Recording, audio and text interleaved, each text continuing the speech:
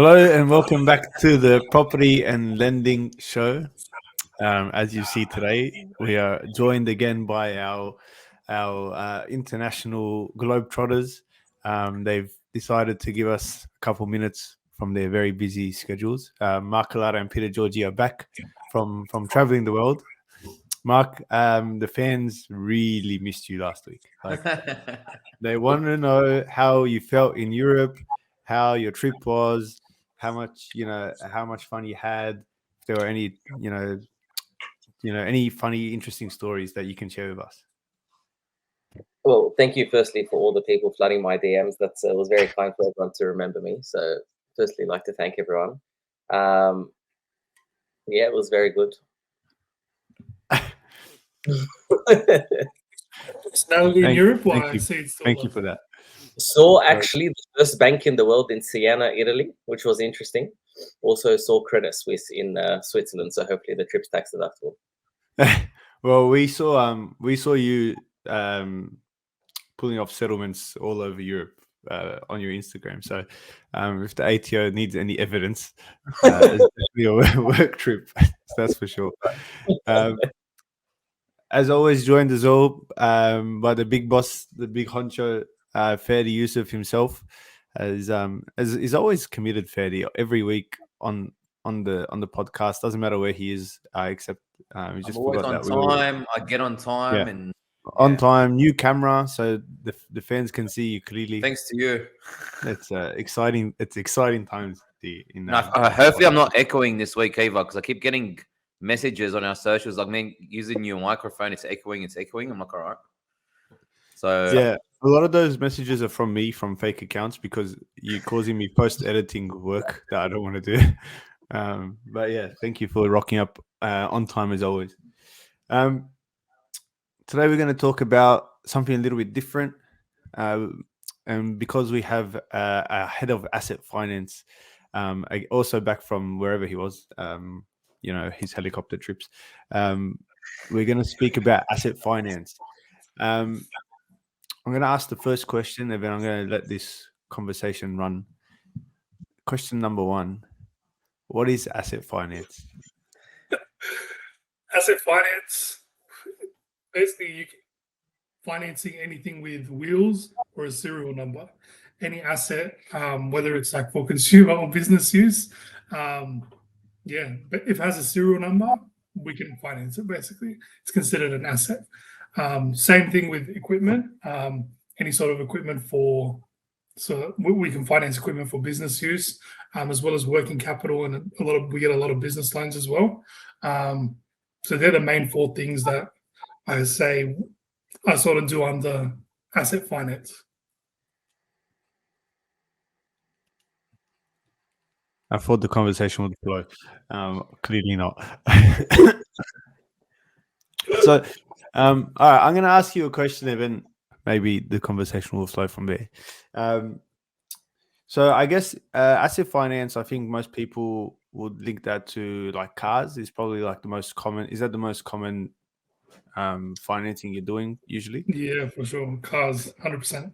Okay, so I don't drive a nice car, so I'm not too sure what's going on there. But we'll do a live example of the car I'm about to purchase later. We'll talk about it later. We'll build up suspense. But why would someone finance a car as opposed to purchasing outright? How does it work? How does the process work? Is it more beneficial to do so? Is it as if you're buying a house and you're leveraging, or what's the purpose and how does it work? Purpose of financing a car basically is just same way you finance a house, because a lot of people don't have, I guess, the money to buy a nice car or sort of a newer car straight away. We're just basically splitting up the repayments over. Usually the loan term is around 5 years, but it can go up to 7 years for people who also want to decrease their monthly repayments. It just makes their life a little bit easier. It's month-to-month repayments. There are so many lenders nowadays that can help out people with financing a car, whether they have sort of defaults on their credit file. Doesn't really matter nowadays.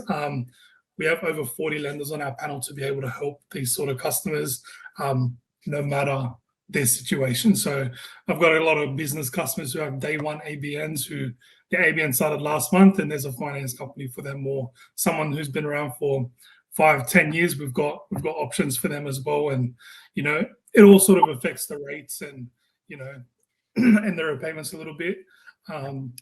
But yeah, that's sort of, I guess, the essence of buying a car. You come to us, you get a pre-approval, so you can go to a dealership or go somewhere, with confidence that you've got that in place, as you do with a mortgage.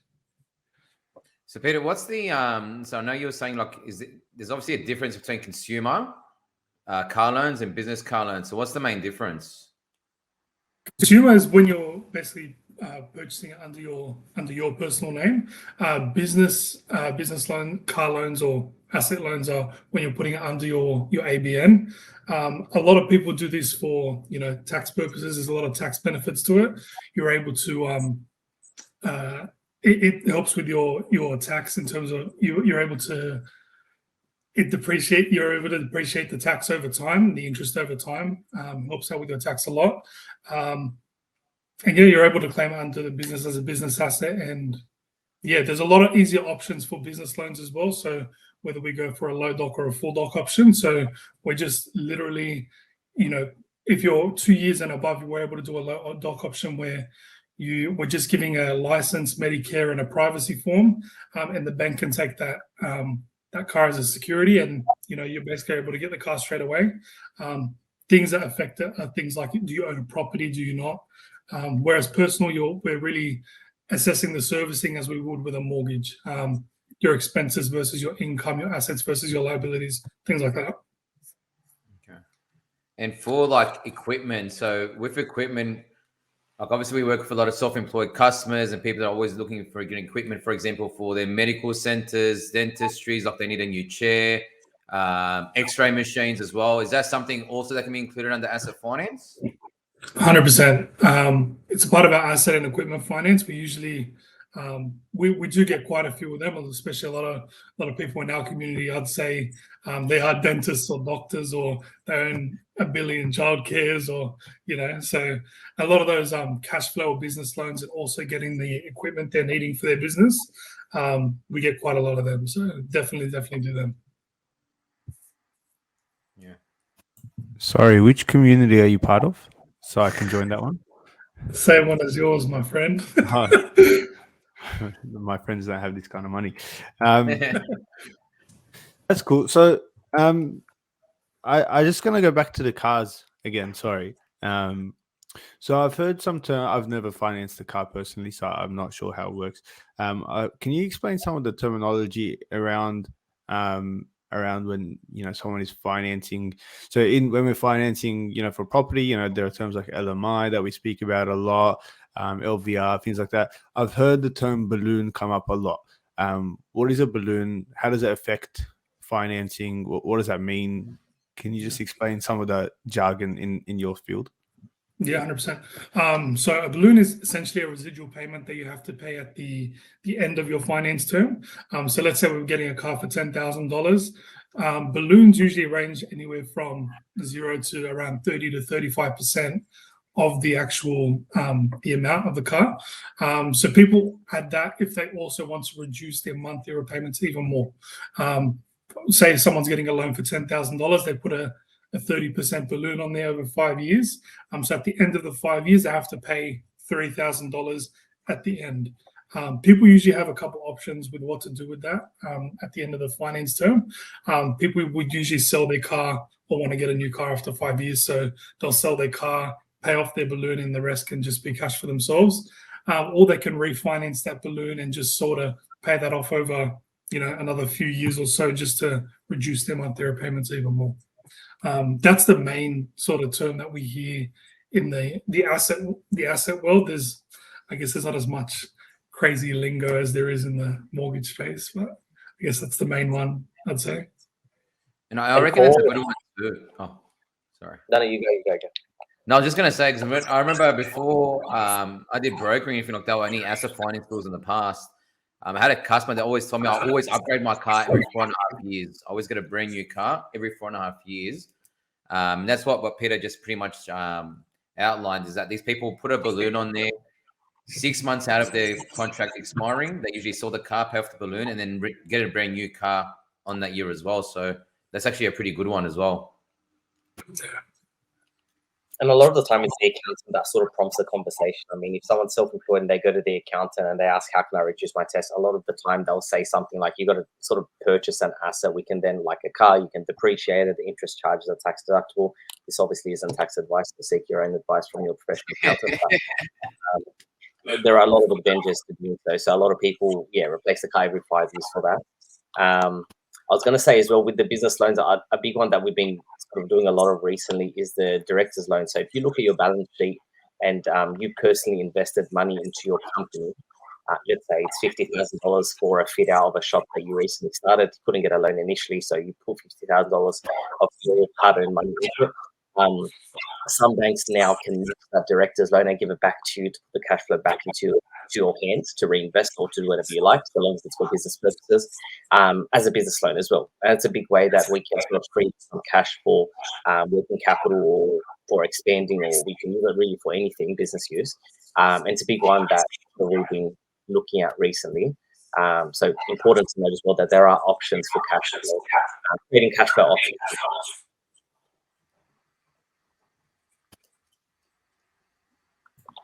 I think we're gonna have to start muting each microphone off.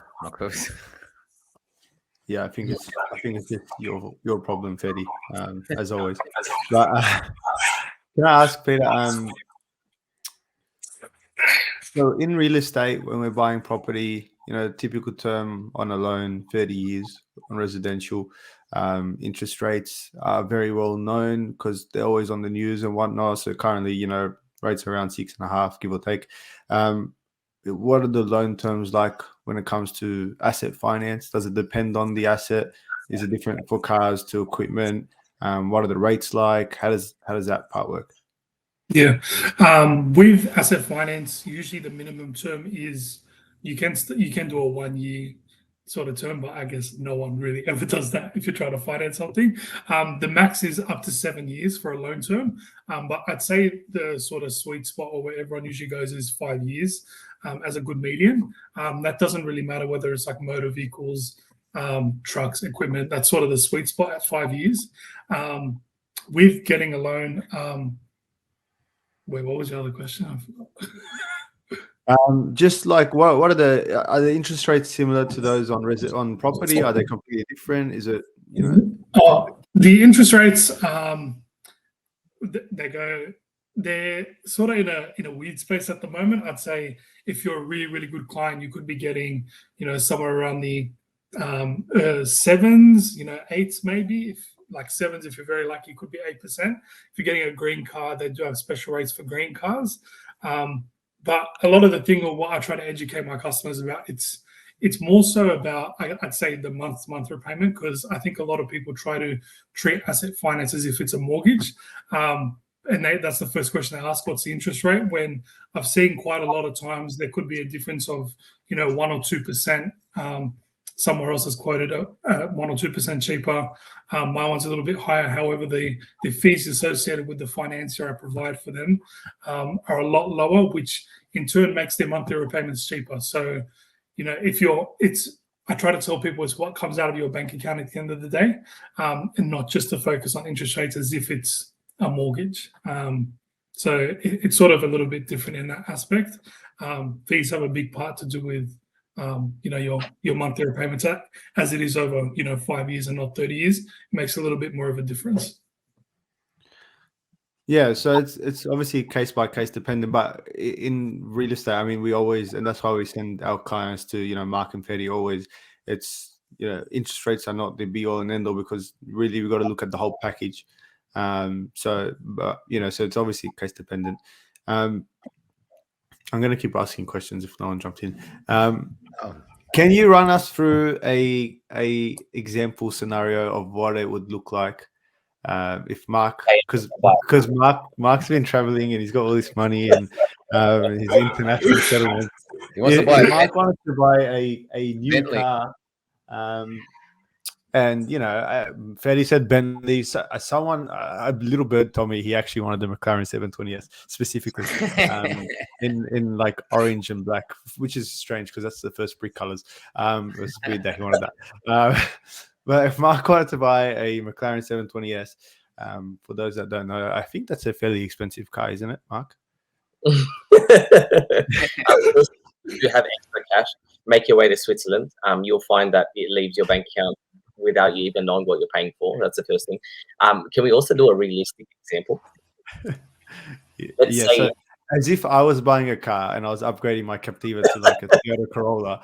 I don't know how much a Corolla is, like 30 grand or something. How does that look? How does it work? Yeah, I was sort of thinking about the McLaren. I mean, if you wanted to get a McLaren, I'm sure you know sort of the price beforehand.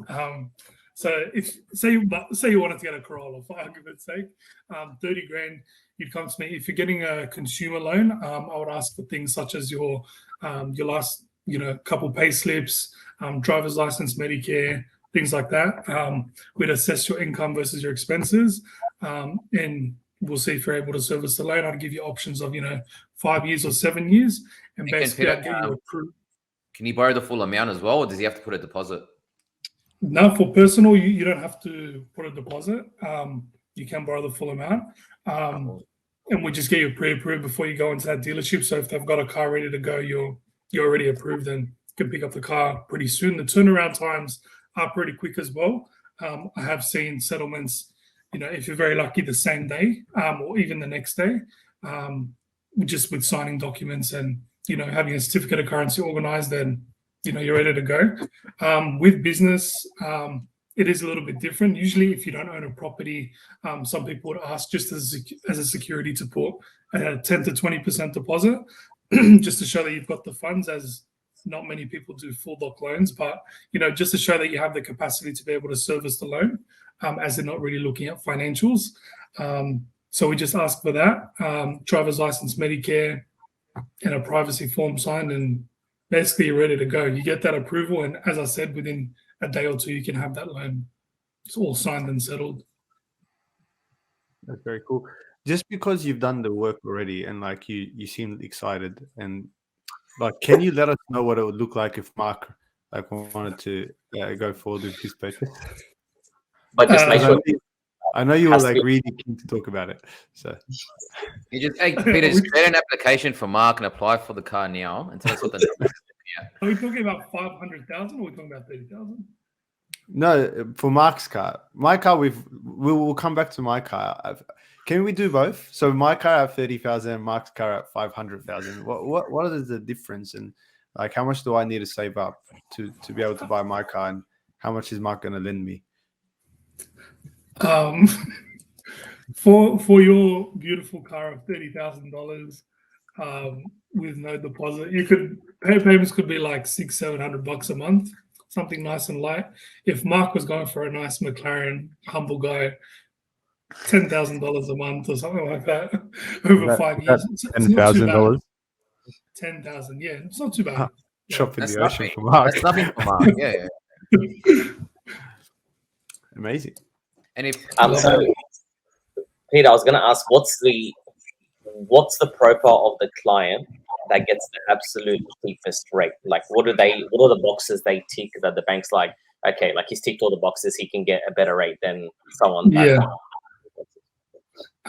Someone with really good credit score, like no recent defaults, they own a property with a mortgage, typically owner occupied. If they're buying a brand new car, also makes a slight difference. From a dealership makes a difference, whether you're a dealer or private makes a difference.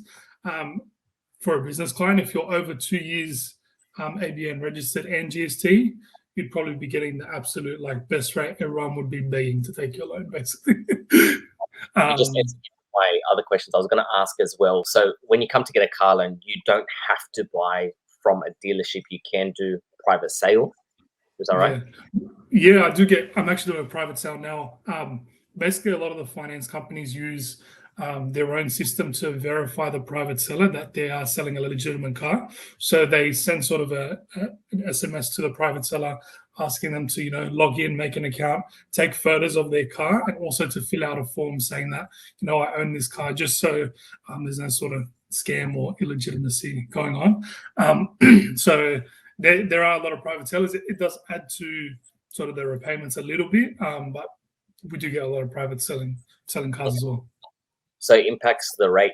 So do all lenders that provide car loans do funding for private purchases, or some of them? Yeah. Or no, most of them do. A lot of the lenders that I have on my panel both do dealer and private sale, because a lot of people are buying from private sellers these days because of the shortage of cars. A lot of people are doing the private cars. So yeah. And how about for fit outs, Peter? Go ahead. Sorry. No, I was just going to ask for fit outs, like for business fit outs, for example, like a medical center, a dentistry, a real estate office. Like if they just want to, get a couch for the front and a new computer for the secretary, some equipment in the back as well, medical equipment. It might be like office desks. Is that something that can also be funded through as a finance or business applications? Yeah. Yeah, 100%. We've had a few of that recently. You guys get some of that as well. So yeah, we do see a lot of the those type of deals as well. Even though they're a little bit smaller or just like a couch or something, they can definitely be put under the ABN as well. I found it really interesting that you mentioned, like with Mark's question about what does the client avatar look like that makes the deal better or gets you the best rates and whatnot. And one of the criteria was to actually have a mortgage, and a home with a mortgage. I found that very interesting. I was actually going to ask Mark and Ferdy a question, because this is a property and lending show. How does financing assets impact a person if they want to finance property later on? Is it a negative impact? Is it, in my mind, it would be a negative impact because it's more debt? Or is it, in the case of like with Peter, it's actually does it benefit you? It really depends on the situation. And to be honest, like if someone's purchasing equipment, you're probably thinking it's under a business loan where it's not going to affect their personal income either. So their personal income in regards to purchasing a property in their name, like for example, in KM's name, you used to be purchasing property, but your business lending or whatever you purchase under the business is actually not affecting your personal income, personal lending. So with consumers, I think, Peter, that's why it's a lot more regulated in regards to the car loans. When consumers come through, it really is treated like another home loan, even if it's a car loan. The application's a little bit more shorter, but it's treated like an actual home loan application because we want to make sure they're going to be able to service the car loan and their personal debt as well, because putting it under the consumer loan, it does eat away from their borrowing capacity. But again, they might be doing it, like Mark said, no advice given here, but they may be doing it upon accountant's advice that they should be lowering their tax. Basically, if they're a high income earner, and the accountant's pretty much said if you're not lower the amount of tax you're paying this year, maybe get the car. I think it's always like a Nevada leases looked at like that as well. So a lot of employers actually allow your employer has to be on board. Obviously, not everyone can do it, but like if your employer is on board with an novated lease, sometimes it comes out of your pre-tax income, which helps. And there's a lot of companies that do novated leases, like Peter can put you in, like can do it for you. And there's like fact sheets as well that show you how much you can save by doing a novated lease, like a postal car loan or whatever. So there are a few options. It's always obviously important to, like whenever the accountant says go buy a car, you'll save on tax. You got to understand that the accountant is looking from a microscope, really focused on the tax that you're paying. I think a lot of the time people lose track of what is going to be left in my pocket. What's my net income after this transaction? So like, although you may be saving tax on certain things that you're spending, there are still expenses that are coming out with that. So make sure you do all the calculations to make sure what your net income is actually high if you're solely doing it for tax purposes. Obviously, you might need a car. If it's for business use, it is probably better to do it under the business, so there's no problem. But yeah, I think people lose net income and they just focus on, I paid so much tax this year, I need to reduce that. And that's what I love about what we do as well. Like I think we had a client like he called Peter, me, and Mark. And it was pretty much the same thing in regards to doing like the servicing with a car loan in there. So a lot of the times customers are coming like, oh, can I purchase this car and then still be able to purchase a house right after, especially if it's under consumer? And it's always good to speak to a broker before that as well in regards to finding out if you guys are able to, or maybe purchase the house and then let's see if we can spend a little bit more less on the car. So like Mark said, like accountant's always going to go off a tax benefit, which is what their job is. Their job is to try and save you guys on tax, but really it's still going to affect you at the end of the day coming out of the pocket. So yeah, it really comes down to getting great advice overall. And I think as well, like when someone comes and they say, like it's really common, someone wants to buy a car loan, they're like, look, but I also have planned, like as soon as they say I want a car loan, what's the loan term? 5 years? Cool. For those 5 years, you're getting a consumer car loan, which is put against your personal name. You're pretty much married to that debt. Any debt against your personal name, you're married to it. You can't escape it. So for those 5 years, are you looking to unless you sell it. Unless you sell it. But there might be extra costs as well relating to the loan. So that's another question you'd have there. But if you're going to hold this car loan because you're not going to pay it off and you want to retain the car and the cash flow that the loan allowed you to keep, are you going to be able to buy this property, or are you going to sort of be limiting your next 5 years because of this decision? So a lot of the time, it's sort of based on the priorities of the customer. I really want the car. I need a car. Some people, like for whatever reason, they might have just gone into an accident. They have to replace their car. They require it for work. There's no problem. If it's more of a like leisure thing and the investment property is more of the priority, okay, maybe get the investment property first and then go into to get the car, because sometimes the reverse is not possible. And one final thing as well, if you're getting a business car loan, like if you're getting a car loan under a business, under a company or a trust or whatever the entity is, the general rule of thumb is if you're putting that debt in a vehicle, in the entity that you're buying it in, and that income in that entity is not required for your servicing, but is trading profitably, a lot of the time won't impact your servicing. So if you end up having a business and you get a car loan under the business, but you don't need the profits of that business to service the loan that you're looking for, it's probably not going to harm your servicing. But if the car loan wasn't there, we then could use the profits as well without the debt. So it obviously doesn't get better if you get the car loan, but sometimes it's still possible to do other things with the car loan depending on how it's structured. And I guess that's why best interest duty exists in the first place when you go see a broker to do this. Like you do a couple of calculations to make sure that, like Mark said, that's really important, is the 5 to 10 years. So the next 5 years, what are you looking to do? So that's what we ask our customers. In the next 5 years, what are your plans? If they say looking to purchase more investment opportunities, we might turn our owner-occupied right now to an investment to purchase another owner-occupied. Those sort of costs are going to affect those servicings in the next 5 years. So unless you solve a car, like sometimes we got clients that come along and they go, oh, if I sell my car, will it, up my borrowing? Of course it does. They find them selling their car, purchasing the house, and then, obviously downsizing with the car or getting something, with their savings. So it's pretty interesting. Yeah. Yeah. I mean, I think that's why we love sending our clients your way, because it's a holistic approach. So if someone's interested in buying a car, buying property, and buying equipment for their business, I mean, you speak to the one person or a couple of people in the same team, and you can, build out a pretty good strategy and how to do it, and timing and do the best ways forward rather than just guessing. Does anyone have any other questions for Peter? Actually, sorry, my last question. How early should someone? So when we're talking about property, we always tell people to speak to Mark or Ferdy, fairly early before, don't talk to them the day before you go to auction. How early is it recommended that someone speaks to you if they're looking at purchasing a car or some sort of equipment? Is it a week before they're transacting, a month, a day? And what's the sort of time frame you want? Sort of, I guess, before they go out to buy, a week before or something, would be awesome. Or even at just I like to say, as soon as they think about buying a car, come speak to us, because we can. I find that when I've spoken to people before, I kind of try to map out sort of what's their time frame, when they need to buy, what's the real purpose of it, do they need it by a certain time frame, and I kind of have an idea of what I need, and I sort of get everything I need from them before they go to buy the car, just so that the application is pre-approved, ready to go, or they just want to know if they can borrow, so I can do a serviceability test before they go in. just so that they're comfortable and they know how much they can borrow, or if they can get something more expensive, or they need to sort of go down a little bit with their budget.